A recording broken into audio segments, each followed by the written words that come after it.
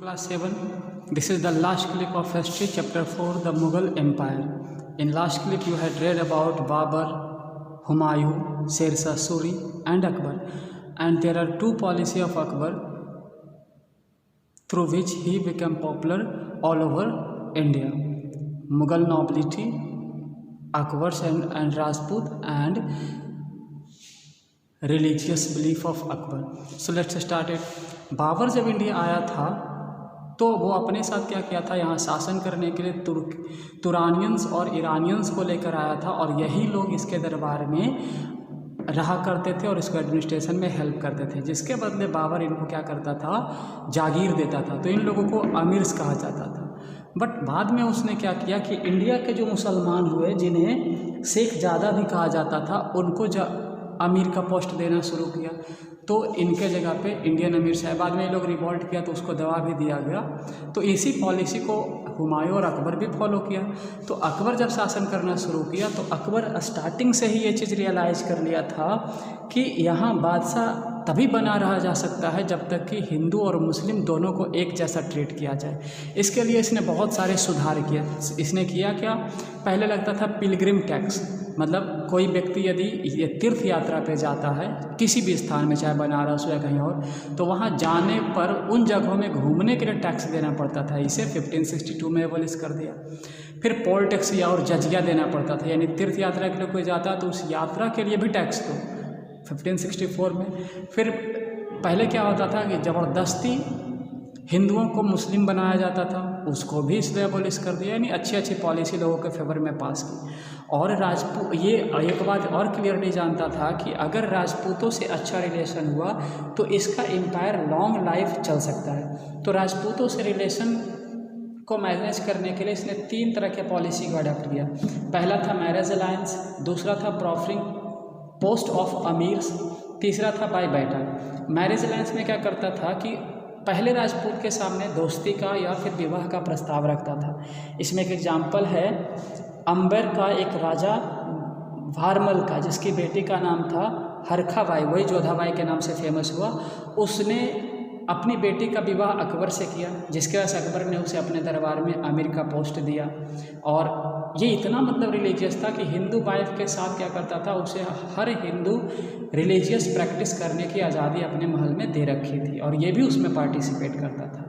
And बहुत से राजपूतों का क्या करता था, जो कमज़ोर होते थे उनको अपने दरबार में अमीर का पोस्ट देता था, ताकि वो इसके सपोर्ट में खड़े हो सके और जब भी ज़रूरत पड़े तो अपनी आर्मी से इसकी मदद कर सके. फिर जो राजपूत नहीं मानता था उसके साथ युद्ध करते थे. तो वह उन सारे राजपूतों में एक राजपूत काफ़ी फेमस था, मेवाड़ का, जो कभी इसका गुलामी एक्सेप्ट नहीं किए, और उसमें था राणा सांगा का. राणा सांगा का बेटा था राणा प्रताप, जिसको महाराणा प्रताप के नाम से हम लोग जानते हैं. इसके बीच में, अकबर और महाराणा प्रताप के बीच में बैटल ऑफ हल्दी घाटी हुआ 1576 में. महाराणा प्रताप की हार होती है, हारने के बाद वो छिप जाते हैं, यानी जंगल भाग जाते हैं घायल होने के बाद. उसके बाद भी बहुत दिनों तक ये छिप के गुरिल्ला वार यानी युद्ध इन लोगों से करते रहते हैं. अब देखो अकबर का रिलीजियस बिलीफ. अकबर जो था मतलब अनपढ़ था, लेकिन वो डेली क्या करता था, लंबा प्रेयर करता था. तो उसने क्या किया, उसको लगा कि यहाँ के लोगों के बीच में कॉमन धर्म होना चाहिए, और उस कॉमन धर्म को सब लोगों पे अप्लाई हो, इसके लिए उसने एक धर्म को इंट्रोड्यूस किया जिसका नाम था दीन ए इलाही. इंग्लिश में इसे कहा जाता है डिवाइन मोनोथिज्म. इसका मतलब क्या होता है, रिलीजन ऑफ वन गॉड. तो इस दीन ए इलाही के कुछ प्रिंसिपल्स थे, जैसे इसके तहत एक गॉड की पूजा करना है, और अपने अनुसार हर व्यक्ति अपना स्पिरिचुअल गॉड को फॉलो करे. जानवरों को मारना मना है, क्रिमिनलों को कड़ा दंड देना मना है, सती प्रथा मना है. बट जो समाज के लिए बुरी चीज़ें थी उस धर्म में उसने जोड़ दिया. और इस चीज़ को डिस्कस करने के लिए उसने एक महल बनाया जिसे इबादत खाना कहते हैं. और इबादत खाना के अंदर सारे धर्म के लोगों को, चाहे वो हिंदू हो, मुस्लिम हो, पारसिस हो, जैन हो, सबको बुलाता था, और सारे रिलीजियस क्या करते थे, बैठ करके रिलीजन का चर्चा करते थे, और अकबर उसको सुनता था. बहुत ही दिमाग से ये फास्ट था. उसके बाद ये हमेशा विद्वान के से घिरा रहता था, इसीलिए इसके दरबार में विद्वानों का एक ग्रुप था जिसे नवरत्न कहा जाता था, और इसी में टोडरमल, बीरबल सब इसी ग्रुप में आते थे. वैसे नवरत्न का आपके बुक में नाम दिया हुआ, मैं नवरत्न का नाम बोल दे रहा हूँ, आप सुन लें. राजा बीरबल, मानसिंह, टोडरमल, हकीम, हुमैन, मुल्ला, दुपियाजा, फैजी, अबुल फजल, अब्दुर्रहीम और तानसेन, ये सब इसके नवरत्न थे। फिर इसके बाद अगला रूलर बना मुगल एम्पायर का जहांगीर। जहांगीर जो था ये 1605 टू 27 शासन किया। तो इसके दरबार में, इसके पीरियड में क्या हुआ, एक इम्पॉर्टेंट काम कि राजपूत और मुगलों के बीच में जो लंबे समय से युद्ध चल रहा था, इसने उस चीज़ को किस तरीके से ख़त्म कर दी। और इसके बारे में, जहांगीर के बारे में जानकारी मिलती तुजुक ए जहांगीरी से, जिससे ये पता चलता है कि ये बहुत न्यायप्रिय था, यानी न्याय को ये प्राथमिकता देता था। ये जहांगीर ही था जो काफ़ी फेमस हुआ था अनारकली के लिए। अकबर का ये बेटा था, उस समय इसका सलीम नाम था। इसका विवाह 1611 में नूरजहाँ से हुआ, जिसका वास्तविक नाम था मेहर उन निसा। इसने इसका नाम रखा नूरजहाँ, जिसका मतलब होता है लाइट ऑफ द वर्ल्ड। कहा जाता है ये बहुत ही सुंदर औरत थी उस समय की, और ये मतलब इतना प्रभावी थी, इसका प्रभाव था कि इसके सारे परिवार बड़े बड़े पोस्ट पे थे मुग़ल दरबार में, और इसके नाम से सिक्के भी छपवाए गए। और जब भी जहांगीर कोई डिसीजंस लेता था तो इसके परमिशन से ही ली जाती थी। और जहांगीर के मरने के बाद भी ये लगभग 18 साल तक शासन करती रही। फिर इसके बाद आया शाहजहाँ। तो शाहजहाँ 1627 टू 58 रहा। तो इसके पीरियड में कुछ इसको करने की ज़रूरत था ही नहीं, क्योंकि इसके पीरियड में ऑलरेडी इसके पूर्वज जो थे पूरा एम्पायर जीत के इसके लिए रखे थे।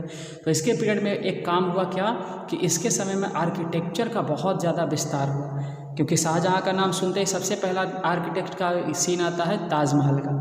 फिर शाहजहाँबाद इसने बसाया, दिल्ली, ओल्ड दिल्ली, जो अभी ओल्ड दिल्ली के नाम से जाना जाता है। इसके अलावा और भी बहुत सारे मॉन्यूमेंट्स इसने बनवाए। तो इसके बारे में जानकारी मिलती है शाहजहाँनामा और बादशाहनामा से। अब देखिए औरंगजेब लास्ट रूलर है, ये 58 टू 1707 तक शासन किया। ये एकदम कट्टर सुन्नी था, मतलब प्योर मुस्लिम था, इसीलिए इसको जिंदा पीर और लिविंग सेंट कहा जाता था। और इसके पीरियड में इसने बहुत सारे पॉलिसी को अडॉप्ट किया, जैसे इसने जजिया कर फिर से चालू कर दिया।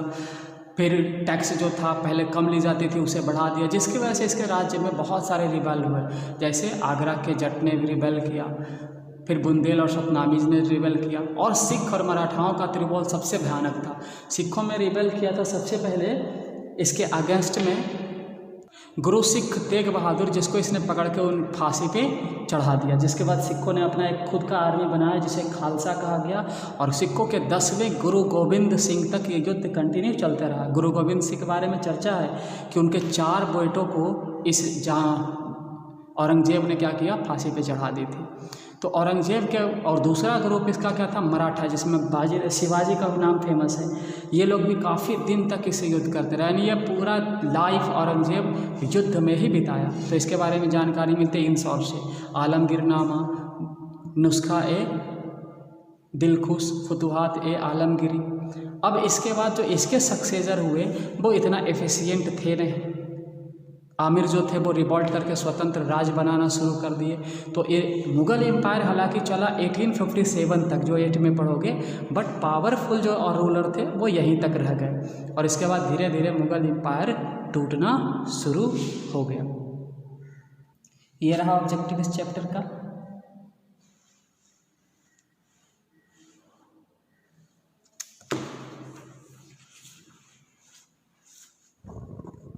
और ये रहा question answer, match the following. Homework बनाइए, इसके साथ ये चैप्टर 4 भी आपका हिस्ट्री का कंप्लीट होता है। That's all.